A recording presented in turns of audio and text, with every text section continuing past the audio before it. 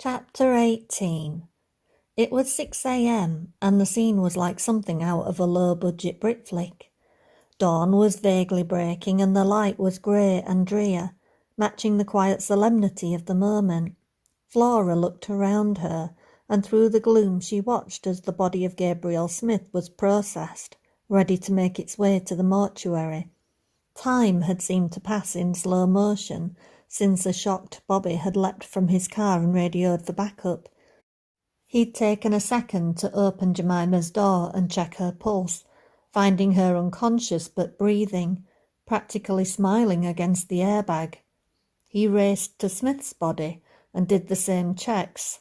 There was no thready beat of life under his fingers, and a catalogue of crush injuries including a broken neck. Gabriel Smith was well and truly dead. Bobby had straightened to his feet, his face defying previously set levels of rigidity, and plodded over to Flora and Evan, crouching down to check him over. "I'm okay," Evan croaked. "Just a bit banged up. Nothing I haven't had playing rugby." At his casual dismissal, Flora promptly lost the last of her bravery. She couldn't seem to let Evan move or accept any reassurances from Bobby. Eventually he gave up trying to get her off the floor and went to secure Jemima while help arrived. Less than 15 minutes after Bobby's call, it seemed like an army had descended. The car park filled up with more police, crime scene technicians, and an ambulance for Evan. It was a shocked Bill and his partner who answered the call. What on earth has happened now? He managed to pry Flora gently away from Evan so he could examine him. Her eyes were wide and almost unblinking, and though she recognised she was in shock, she was also keenly aware of events unfolding all around her, so slow it was like being a character in stop-motion animation. People kept asking her questions, but she'd not spoken a word since the pained scream she let out seeing Evan's body hit Jemima's car. Bill checked his responses to generic questions, made sure he knew who he was and where he was. When his pulse was okay and Evan promised he'd not blacked out, Bill gestured for a backboard to strap him on. Evan promptly sat upright without warning. "I'm not going to the hospital, and there's nothing wrong with my spine, pal. If there was, Flora would have disconnected the remainder of my vertebra when she yanked my head into her lap." He nudged her with his elbow, hoping to lighten the mood. "I was only lying down to milk the moment. It's not often she gets all soppy over me." A little teasing should have prompted some annoyance, a smidgen of her fighting spirit. Instead, she started to shiver.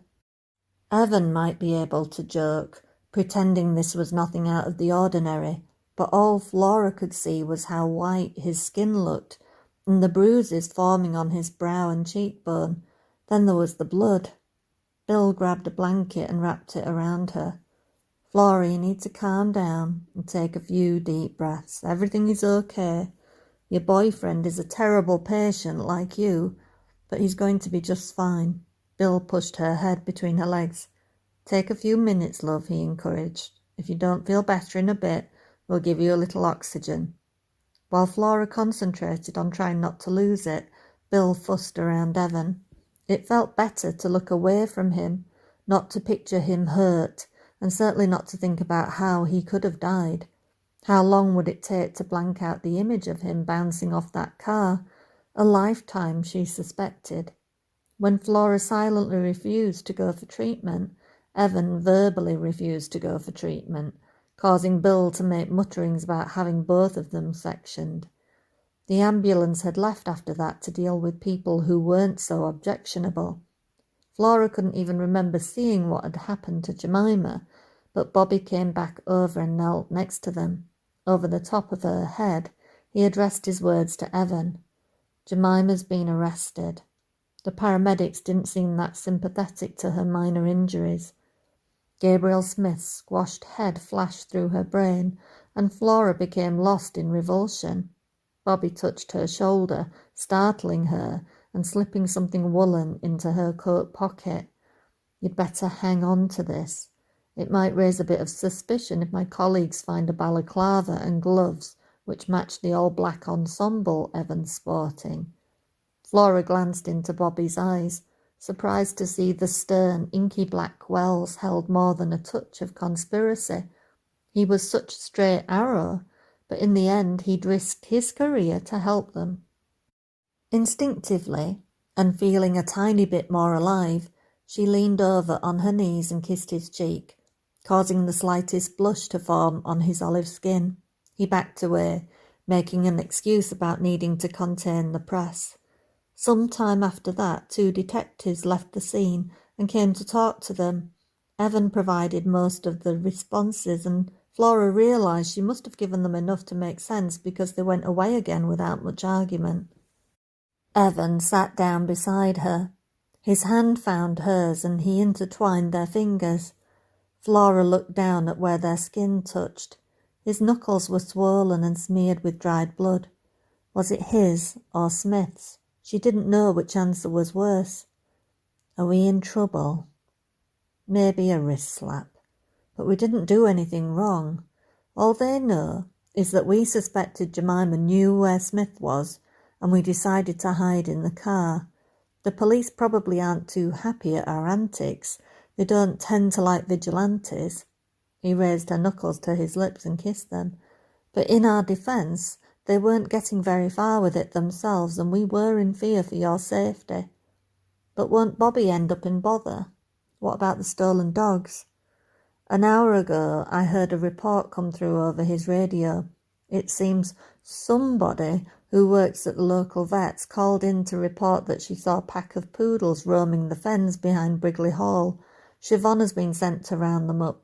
So, Flora, I think the police will be more concerned with murder than with figuring out who made a lousy job of stealing Jemima's dogs. They'll probably assume it was some of Smith's old gang, and that they freaked out when they got caught in the act.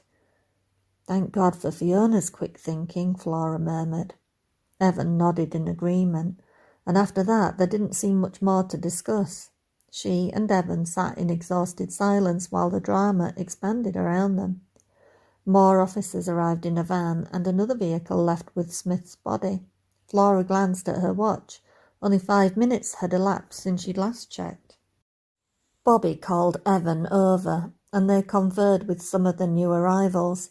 Flora recognised the type. They were officers belonging to an animal welfare group, with the police animal handler in tow. They had come for Spike. For the first time she managed to stand up. If these people were here to destroy the dog, it would be just too much to bear. She crossed over to them on shaky legs. You're not going to kill him, are you?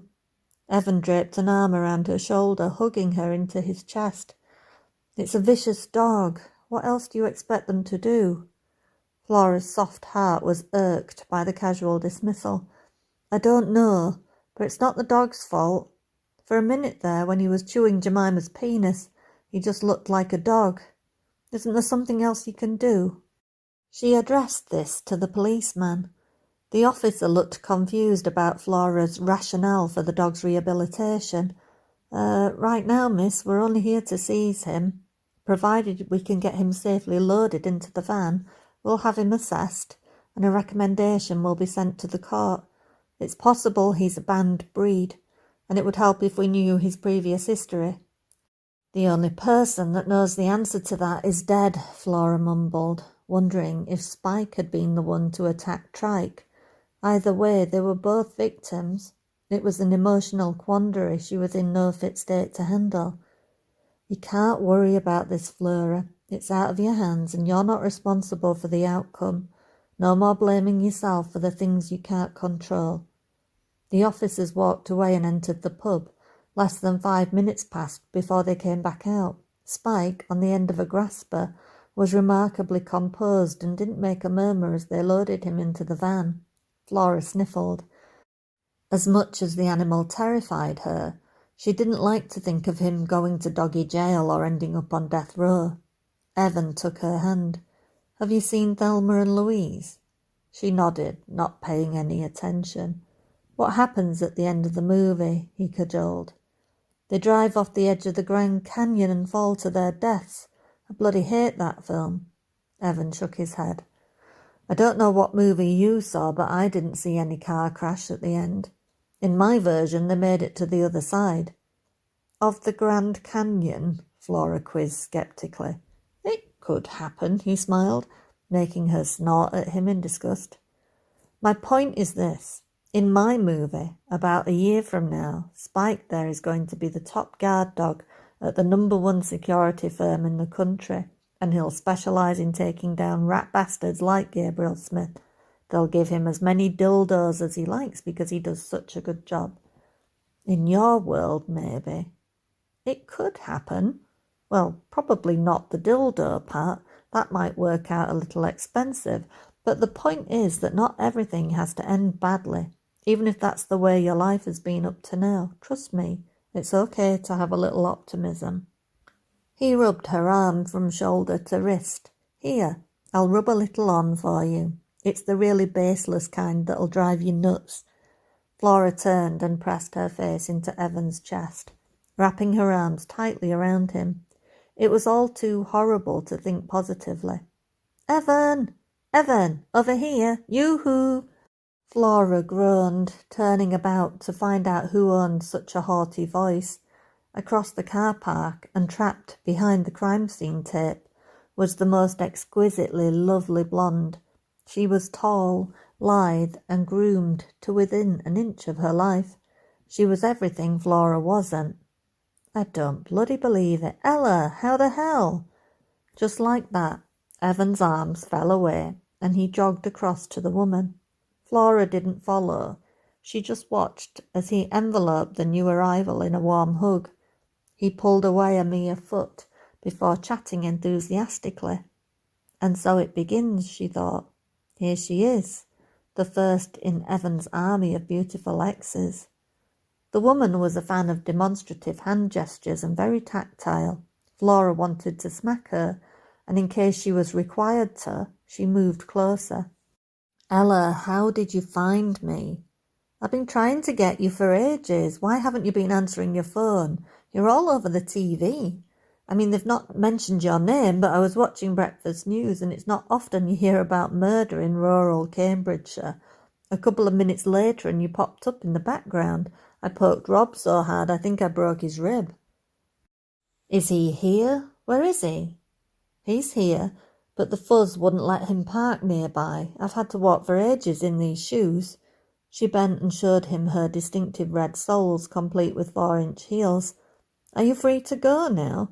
I need to speak to you about Dolores. Is she okay? God, she's not dead, is she? Ella smacked the side of his head with her clutch purse. Do you think I'd be taking a scenic tour of local murder sites if my mother had just died? Get a grip, Evan. Dolores is okay, but she needs your book, and it better be 50 Shades of Platinum and Diamonds. Several of her top authors have ditched her. She's still fit to work? Evan felt a sharp blast of relief. He'd been through altogether too much in the last 10 or 12 hours. Yes, and I hope that's what you've been doing too. Dolores needs that book, like now, Evan. I've almost finished. I'm just waiting to see how it ends. Ella watched with interest as Evan's gaze rotated 180 degrees, landing on Flora. From Ella's point of view, she could see a cute, rather plump girl in cheap, filthy jeans and an old navy bomber jacket. Her nose was a virulent shade of red from too much blowing, but other than that, she could see a chink of potential. That's her? She's a little bit different. For you, I mean. She's a one-of-a-kind, and her name is Flora.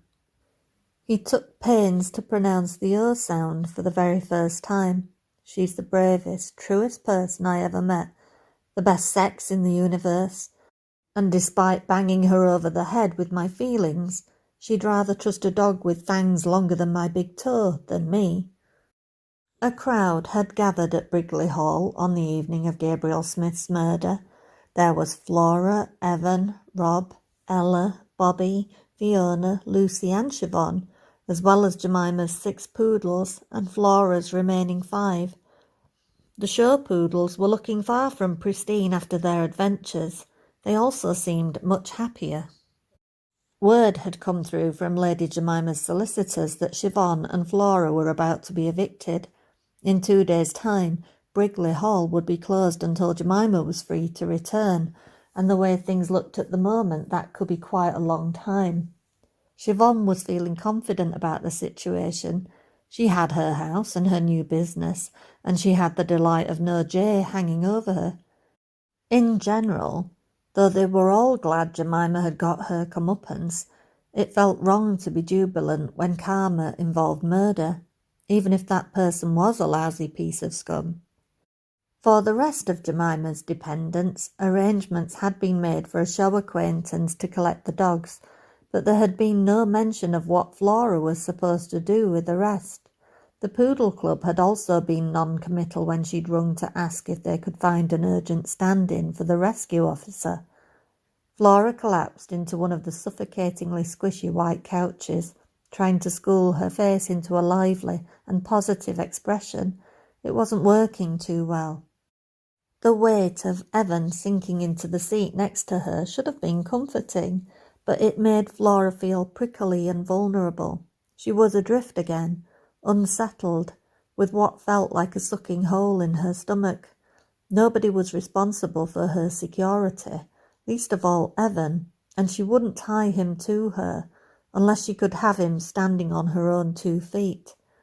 I need to go back to London for a few days and sort some stuff out. Since the fire, I've no money, no phone, no nothing at all. He grinned, looking down at yet another loaned outfit from Bobby, the seam slightly straining on the jeans. Siobhan says you can stay with her once the hall's locked down? Flora nodded. But I can't stay long. I need to make some other arrangements. It's not fair to ask her to cope with 5 dogs and me. Don't be too hasty. Siobhan's fine with it. I'm going to head back this evening with Ella and Rob. The sooner I go and sort things out, the sooner we can decide what to do next. Flora nodded, as if she agreed with him, but inside she was a mass of conflicting emotions. He tried to jolly her out of the evident funk by leaning his weight into her, bowling Flora onto her back. Despite being in company, he crawled over the top of her and rubbed his nose along hers, inhaling her wild scent and squeezing the soft curve of her waist underneath her jumper. Whatever it was about this girl, she just did it for him. Big brown eyes, tipped with long curly lashes, blinked up at him. Flora shifted restlessly, and Evan groaned as he felt himself harden. A soft sound of surprise came from the back of her throat, and he bent closer as his lips parted, his tongue already wetting his bottom lip. Flora put her palm over the curves of his gorgeous, full pink mouth and made a wish for eidetic memory as she felt those little red gold hairs stubbling his jaw. His glacier blue eyes twinkled intently. She ached for him, and she couldn't stop feeling so bloody sad about it. Sorry, mate, but we need to get going. Work in the morning and all that. Rob appeared over Evan's shoulder, an apologetic grin on his round, handsome face.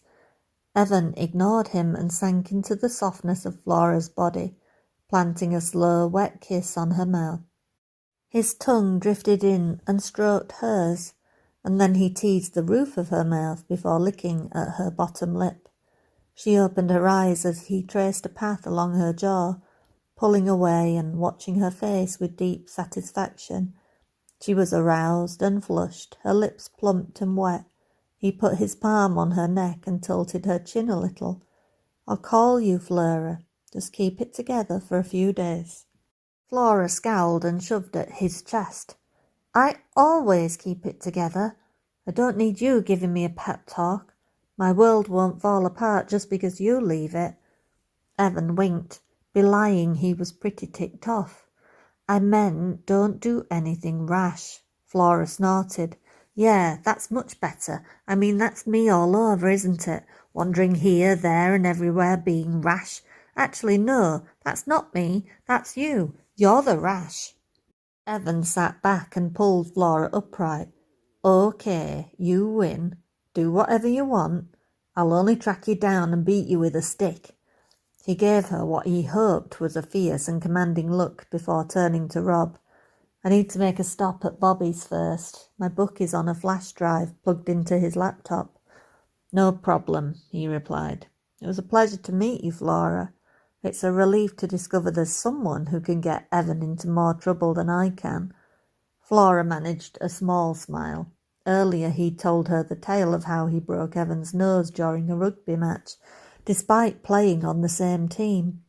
Placid and steadfast, Rob was more her speed. He was the kind of man she should be in love with, and Ella should be in love with Evan. It would make much more sense. She followed the men back into the kitchen, rejoining the main group where a muted discussion was taking place. Ella glanced over and gave Flora another of her steely glances.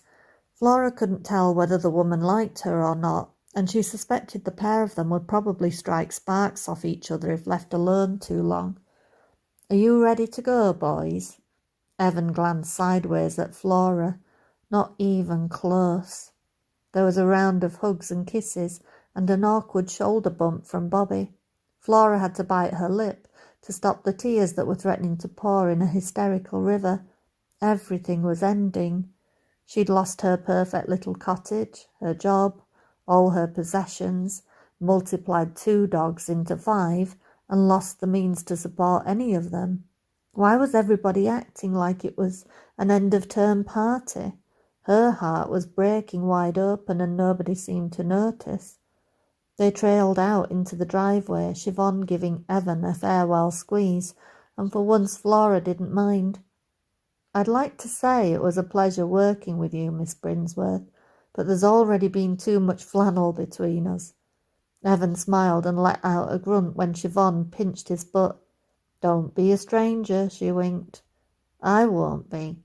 At the very least, I have to come back and get my girl." Ella, Rob, Bobby and Fiona got into their respective cars. Nobody had thought to supervise an underage Lucy who'd had too much to drink and was spending the night at the hall. Siobhan tried to pull her back inside to give Evan and Flora some privacy. Evan smirked as he heard her singing, "Evan and Flora sitting in a tree, Arguing." He pulled Flora close and squeezed her fingers. "This feels wrong, me leaving like this.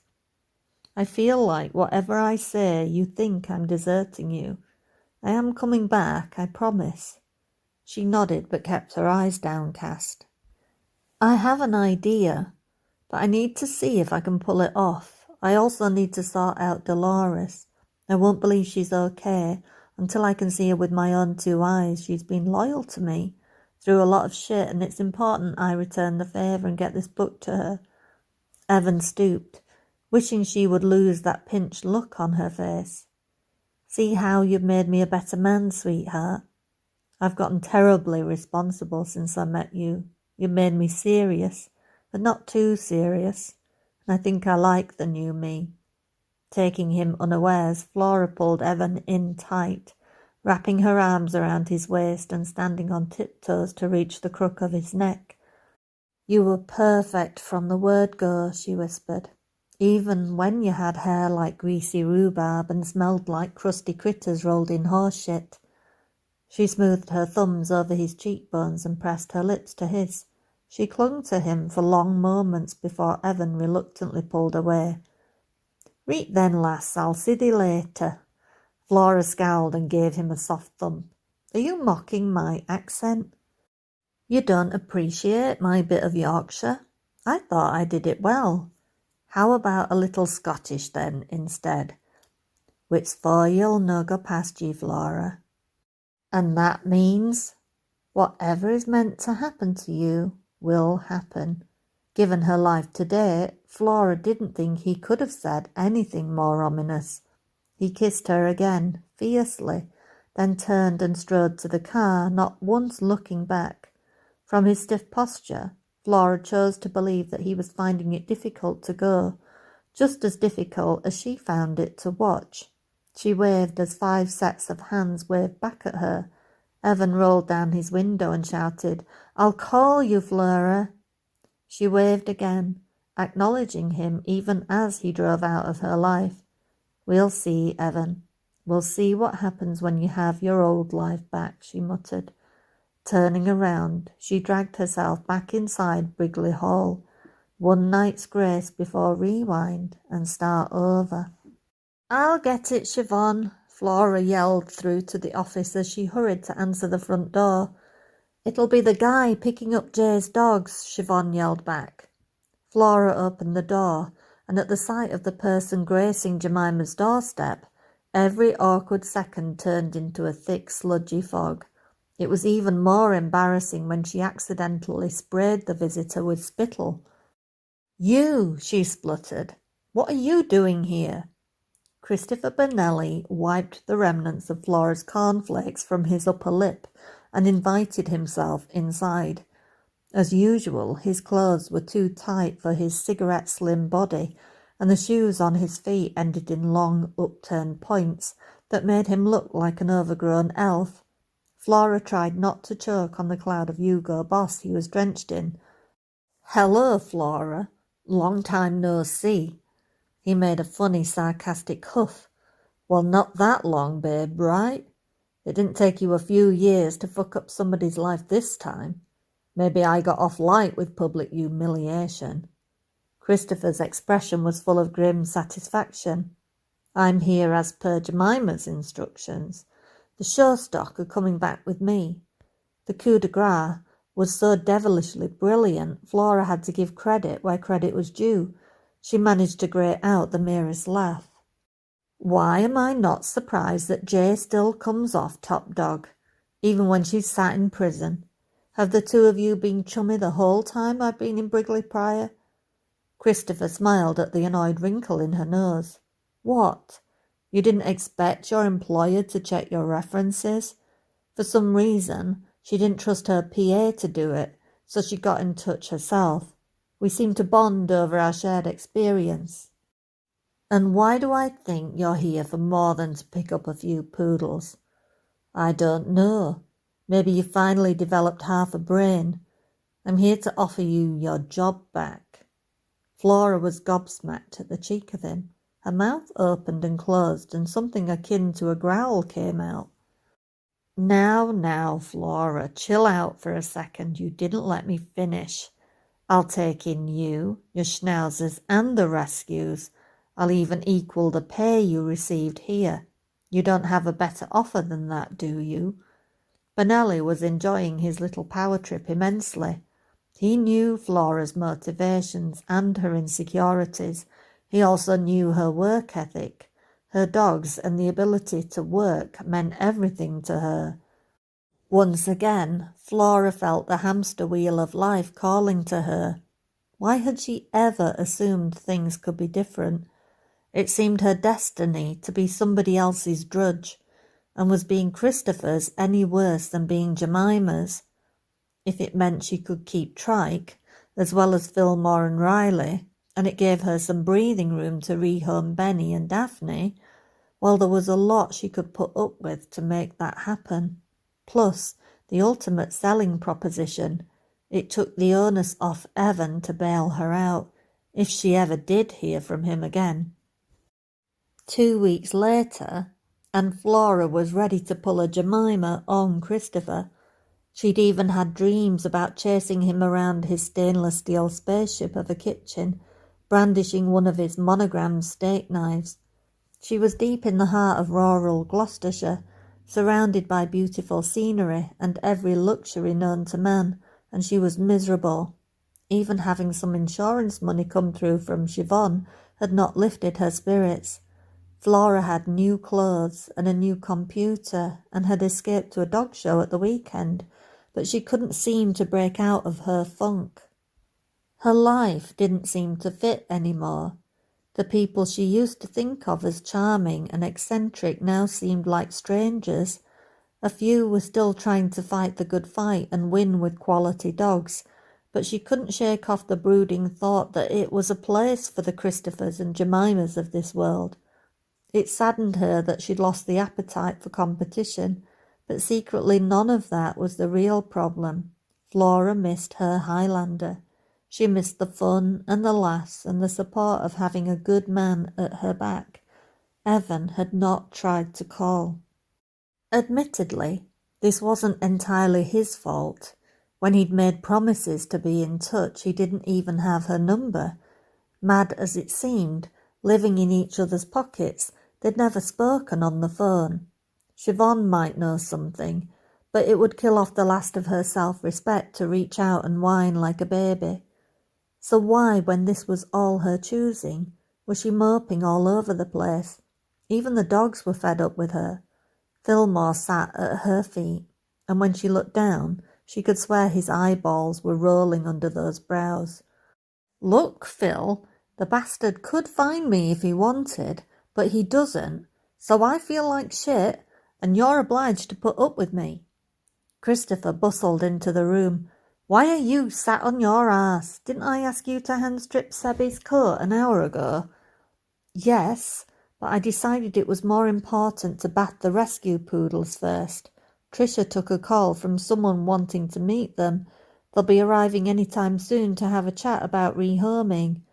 Flora hopped off the bar stool she'd been perched on and tried to walk out of the back door, attempting to evade what she knew would be another bollocking. Christopher jumped into her path and raged anyway. I do not want random people traipsing around my kennels, and when I tell you I want something doing, that means straight away. Do you understand me? Flora didn't respond. She turned around and, with Fillmore at her heels, headed down the hallway for the front door. If she didn't get out of there, she was going to say something irreversible. Where do you think you're going? I need some bloody air for a minute, she couldn't help but yell. Christopher yanked open the door to the downstairs dog room, and Benny, Daphne, Trike and Riley shot out. Get some air then, and put these bags of shit back in the outdoor run. I've told you a dozen times now, they do not come in this house. Flora bunched her fists and nearly bit her tongue in an attempt to hold her temper. She made it to the front door and was just about to turn the handle when Christopher grabbed her phone off the hall table and thrust it at her breasts. She caught it before it could drop to the floor and smash. Christopher screeched at her, causing Trike to growl low in his throat.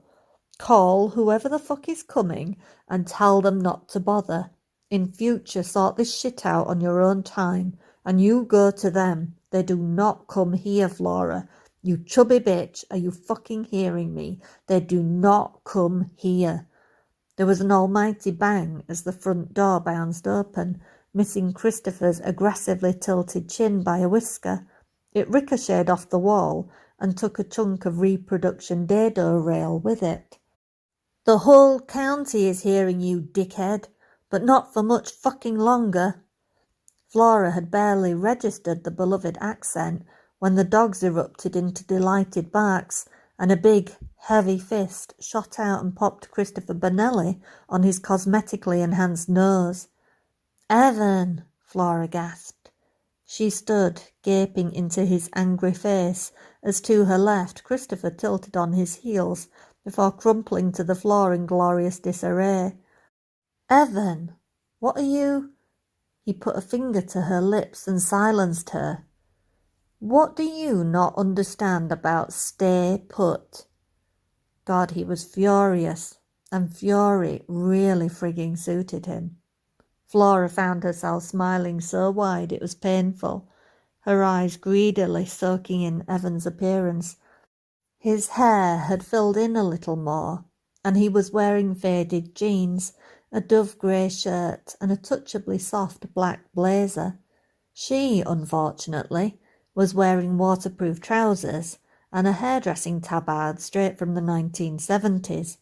He pushed her back against the hall table and lifted her onto it in one rough move, his arms bracketing her in at either side. You didn't call, Flora muttered weakly, the argument sounding lame. No, I didn't fucking call, but you wouldn't have been there anyway, would you? I've been busy, Flora. I finished my book and settled some money stuff, and I bought a house. Not just any house either. I bought a home. Do you want to know where it is? Flora shook her head, then nodded, overwhelmed by the question. It's in Ripon. The owner said it used to be Abbey Kennels. You remember it? Flora still hadn't progressed from gaping at him. You bought my old house? I did. And when I had everything done, and had a minute to breathe again, I called Siobhan and she told me you'd gone back to work for this pile of shit right here. He gave Benelli a boot in the gut with one of his timberlands, which he didn't notice because he was still unconscious. It's about time you had a little faith in me. I think I've earned it. Flora nodded, and Evan gave a slightly mollified grunt. And don't ever let anybody speak to you the way that cretin just did. He leaned into her, and she laughed in delight when she smelled a brand new fragrance on him. Evan was bergamot and amber, a scent she could happily get used to. His truculent blue eyes finally crinkled with relief. Lord, Flora, when I heard him yelling at you from behind that door, I thought he was going to hit you. I wouldn't have let him. I was seconds away from kicking him in his tiny gonads. I'm glad to hear it, sweetheart. Now kiss me. Flora clasped his neck and yanked him closer as Evan's lips met hers at the perfect angle. Their noses gently brushed, and the slow, gentle pulse of his caressing tongue had Flora's toes curling. Evan became greedy, punishing her stubbornness by nipping with his teeth. He pulled away, sucking on Flora's tongue, and leaving her sitting in a much more compliant heap. And in case you weren't sure, I'm the one who made the call about the poodles. He scooped her up off the table and cradled her to his chest. Struggling with his arms full of boobs and hips, he managed to point out awkwardly, I want that dog, and that dog, that dog, and this dog too, indicating Fillmore, Riley, Benny, Daphne, and Trike. But most of all, Flora, I categorically want you. Epilogue. Flora McElroy looked about her with a sense of fierce pride and joy. Running loose on the front lawn of what was now dubbed McElroy Manor were a motley bunch of scruffy mutts and pedigrees.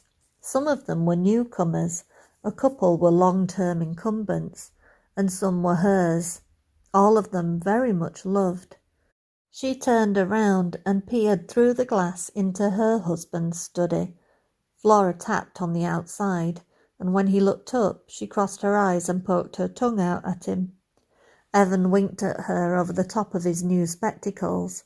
God, glasses and ginger hair were hot.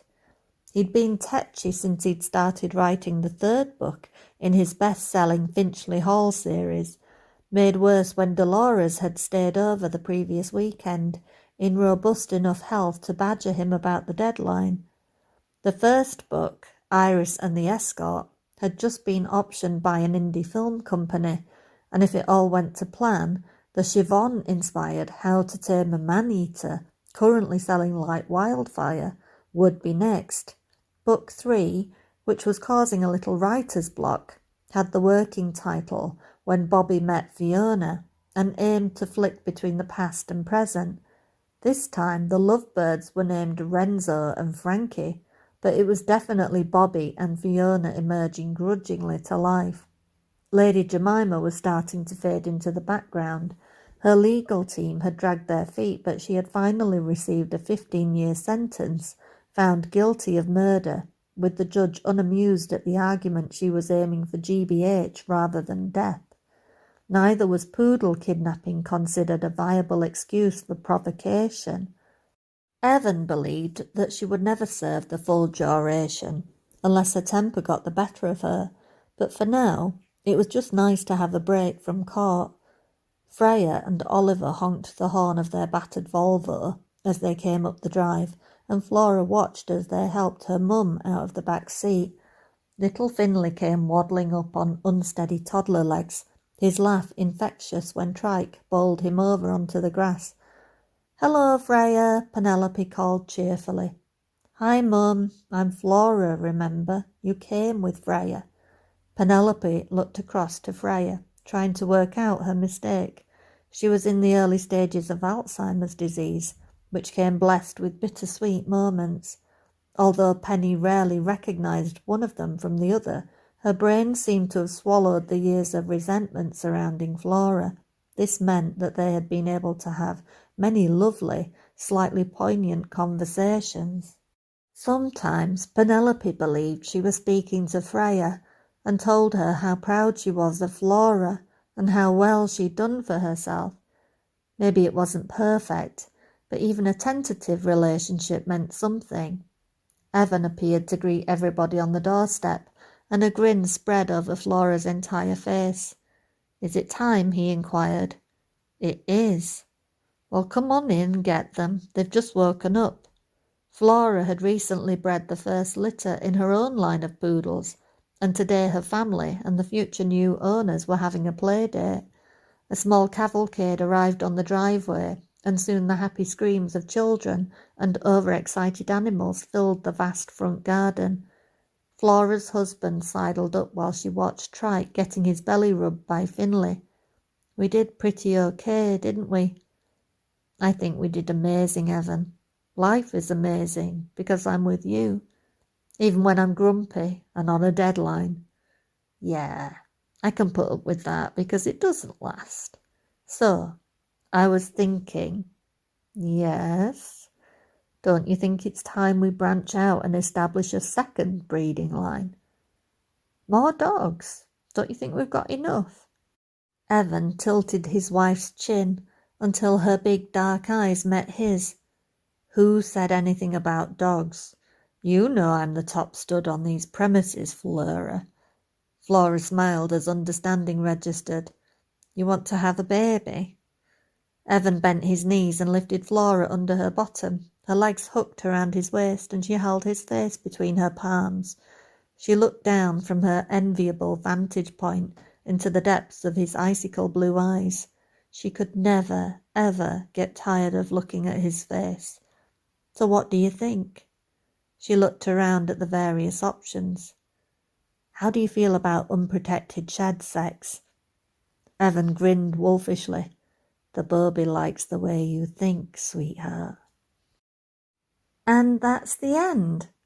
Thank you for listening to this video or audio right through to the end and sticking with it. What I would love for you to do now is please do hit that like and subscribe and share. You can also hype this content by just simply swiping left over the comments while you're on YouTube in the app. And if you have enjoyed this book, I would love if you would head over to Amazon and leave a review for it, and also seek out How to Tame a Man-Eater, which is book 2 in the Brigley Prior series, and there you will meet Drew Slater, who is about to fall in love with Siobhan from Flora and the Homeless Gigolo. And you can also find there my standalone book 2, which is called Blooming, which is set in America and is a slightly different tone, but it's still got the similar kind of humour. And just thank you once again for listening to it, and please do drop a comment and let me know what you thought.